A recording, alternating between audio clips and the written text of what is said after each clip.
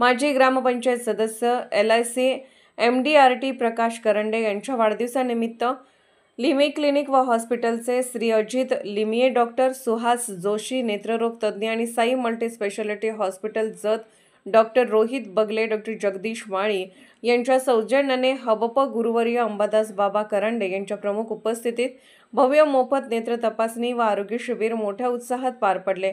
त्यावेळी 300हून अधिक लाभार्थ्यांनी लाभ घेतला। यावेळी भाजपचे माजी तालुका अध्यक्ष चंद्रकांत गुड्डोडगी, माजी पंचायत समिती सदस्य व महिला बालकल्याण सभापती सुजाता पाटील, शिवसेना तालुका प्रमुख प्रवीण औरादे आदी सर्व क्षेत्रातील पदाधिकारी तसेच नागरिक मोठ्या संख्येने उपस्थित होते।